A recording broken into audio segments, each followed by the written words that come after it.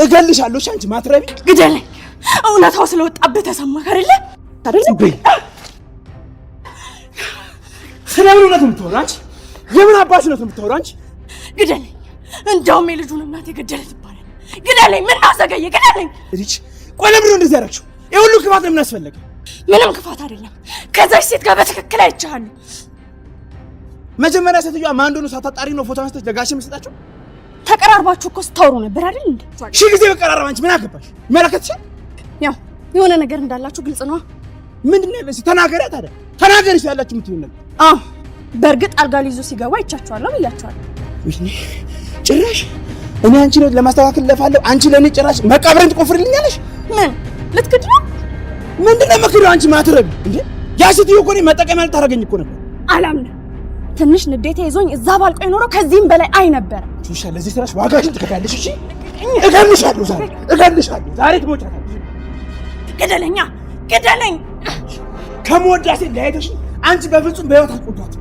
እገልሻለሁ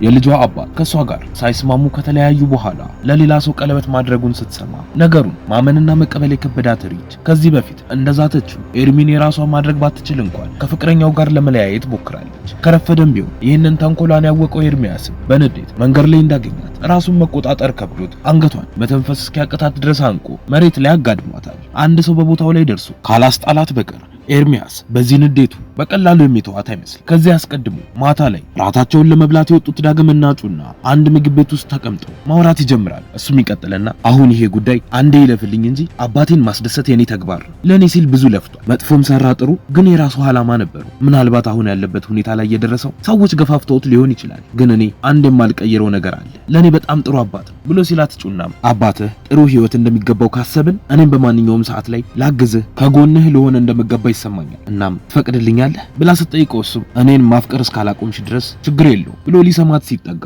ስልኩ ይጠራል። የደወለውም ሲምባ ስለነበር በፍጥነት ያነሰውና ሄሎ አባዬ ምን ነው አመመህ እንዴ ብሎ ሲጠይቀው እሱም ከቀድሞ በትንሹ ባስ እንዳለበት ይነግረዋል። ዳግምም በድንጋጤ እሺ አሁን እመጣለሁ ብሎ ስልኩን ይዘጋውና አባቴ ታሟል አሁኑን መሄድ ይኖርብናል ብሎ ተያይዘው በፍጥነት ወደ ሲምባ ጋር ይሄዳሉ። በነጋታውም ጠዋት ለይኩን ለብቻው የተለመደው ቤት ቁጭ ብሎ እየጠጣ ባለበት ሪች ትመጣና ጋሼ መቀመጥ ይቻላል አቶ ለይኩን ነው አይደለ ረስተውኛል መሰለኝ የናሆም ሰርግ ላይ ነበርኩኝ ብላ ስትለው እሱም ያስታወስኩሽ ይመስለኛል ግን ማን እንደሆንሽ ግልጽ አልሆነልኝ ብሎ ሲላት እሷም ሆነ ብላ የኤርሚያስ የልጁ እናት ነው እናም ፍቅረኛው መቀመጥ እችላለሁ የማወራክ ነገር ነበር ብላ ስትጠይቀው እሱም እሺ ተቀመጪ ብሎ ይፈቅድላታል። እሷም ትቀጥልና ኤርሚያስ ኤሚን አሁንም ቢሆን የቀረባት ለገንዘብ ብሎ ነው ብላ ስትለው ለይኩንም ረጋ ብሎ ምናልባት አንቺ የልጁ እናት ስለሆንሽ እሱን ላለማጣት ሆነ ብለሽ ይሄንን እያደረግሽ ቢሆንስ ብሎ ሲጠይቃት እሷም ኮስተር ብላ እንደዛ አይደለም ጋሺ በጣም ሴሰኛ ነው ልጁ ይሄ በጣም ከባድ ነገር ነው ትልቅ አይል ትንሽ ሴት ሲያሳድድ ነው የሚውለው ደግሞም ዝም ብዬ አይደለም ማወራው ማስረጃ አለኝ ብላ ከስልኳ አውጥታ ኤርሚያስንና ሮማንን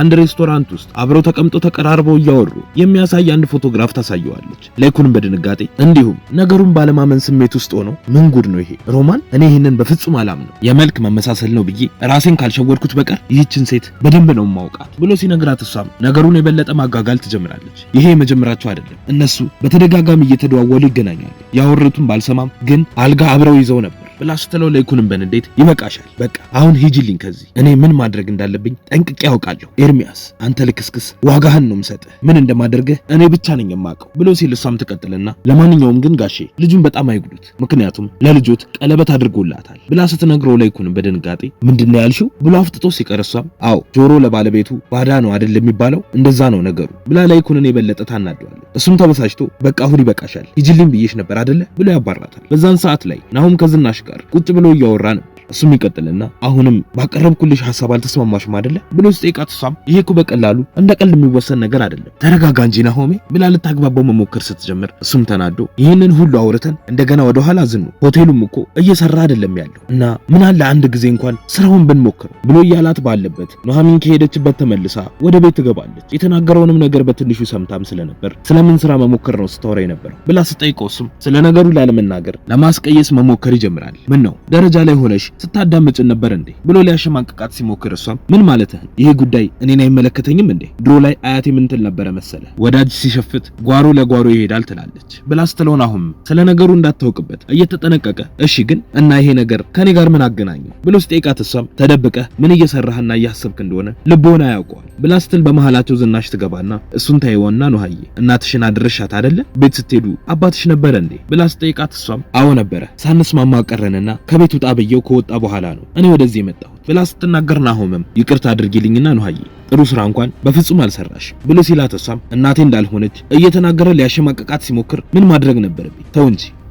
ጎርፍ ያመጣለትን ገንዘብ ልቡን ነፍቶት እኛን ከምንም ሳይቆጥረን ሲደነፋ እንዴት ነው ተረጋግቼ የምቀመጠው ሁሉም እኮ ያልፋል ናሆሜ የዛኔ ከማን ጋር እንደሚሆን እናያለን ብላ ስትል ናሆምም ትንሽ ተረጋጊ ስሜታዊነት እያየሁብሽ ብሎ ሲላት ነገሩ እየከረረ መምጣቱን ያስተዋለችው ዝናሽም ይበቃል በቃ አሁን በዚህ ጉዳይ ላይ ማውራት አስፈላጊ አይደለም ብላ ትላቸዋለች ኑሐሚን ስትቀመጥም ናሆም ከተቀመጠበት ተነስቶ ይወጣል እሷም ግራ ተጋብታ ቆይ ሳላስበው መጥፎ ነገር ተናገርኩኝ እንዴ አሁን ላይ እኮ አባቴም ብቻ ሳይሆን ባሌም ጭምር እየተቀየረብኝ ነው ብላ ታቀረቅራለች ከትንሽ ቆይታም በኋላም እነሱ እዛው ተቀምጠው ባሉበት ኤርሚና ኤሚ ተያይዘው ይመጣሉ ኑሐሚንም ትቀጥልና ምን ነው ደውለሽ ሳትነግሪን በድንገት እንግዳ ይዘሽብን መጣሽ ብላ ስትላት ዝናሽም ኑሐዬ አልነገርኩሽም አይደል እኔ እኮ ነኝ ይዘሽኝ ብዬ አልኳት ለካ መዘጋጀት ነበረብን ብላ ስትል ኤርሚያስም ኧረ ችግር እኮ የለውም እኔ እኮ ለዚህ ቤት አዲስ ሰው እንግዳ አይደለሁም ብሎ ይልና ከኤሚ ጋር አጠገብ ላጠገብ ይቀመጣሉ ዝናሽም ትቀጥልና እኔ እኮ ለኤሚ ቀለበት ማድረግህን ብቻ ነበር ማቀው ለካ አንተም ቀለበት አድርገሃል ብላ ስትለው ኤርሚያስም ያው መቼም እሷ ጋር የቃል ኪዳን ቀለበቱ እያለ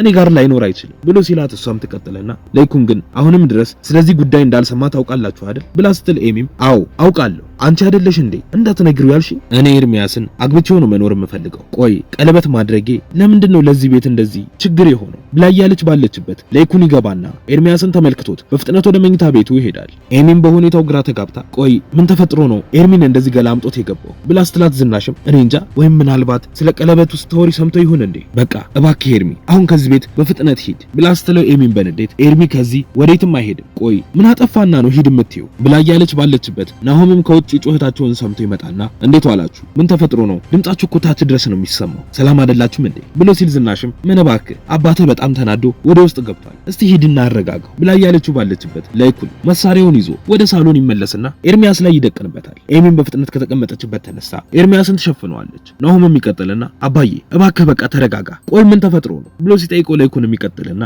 ይሄ ውሻ ቤተሰቤን ለመበጥበጥ ነው የመጣው ከዚህ በኋላ ግን እኔ አልፈቅድለት ብሎ ሲል ኤሚም ግራ ተጋብታ ቆይ እንጂ አባዬ ተረጋጋ ቤተሰቡን የሚበጠብጠው ለኔ ቀለበት ስላደረገልኝ ነው ብላ ስትጠይቀው እሱም በንዴት አንቺ ልጅ አፍሽን ዝጊ ብሎ ሲጮህባት እሷም አፌንም ዘጋው መሳሪያውን እኔ ላይ ስትተኩሰው ብላ ስትመልስ ድምጻቸውን የሰማችው ኑሐሚንም ትመጣና ምን እየተፈጠረ እንዳለ ትጠይቃቸዋለች ኤርሚያስም ይቀጥልና ቆይ ግን እኔ ለልጆት ቀለበት ከማድረግ ውጪ ምን አድርጌ ነው እንደዚህ የሚሆኑት ብሎ ሲለው ለይኩንም ተው እንጂ በአንተ ቤት አያገኙኝም ብለህ ነው አይደለ ጭራሽ ከዛች ሴትዮ ጋር ስትማግጥ ነበር እኛ የማናቃት መስሎ ነው አይደለ ሮማንን በደንብ እናውቃታለን ብሎ ሲለው ኤርሚያስም ግራ ተጋብቶ እኔ እምላለሁኝ ጋሺ ከሷ ሴትዮ ጋር ምንም የሚያገናኘኝ ነገር የለም ብሎ ሲል ኤሚም ትቀጥልና አክስቴ አግኝታው በገንዘብ ልታታልለው እንደነበር ለኔም ነግሮኛል ብላ ስትለው ለይኩንም እንግዲያውስ ዋሽቶሻል ከአክስትሽ ጋር ቡና ቤት ተያይዘው ገብተው አልጋ ይዘዋል አሁን ይህንን ውሻ ገድዬ እስር ቤት ብገባም አይቆጨኝም የልጅ እናት ያልካት ሴት ከሮማን ጋር የተነሳውን ፎቶ አሳይታኛለች ብሎ ሲል ኤርሚያስም እባካችሁ እመኑኝ ያቺ ሴትዮ ዋሸች ነው ያለችው ብሎ ሲል ናሆምም ይቀጥልና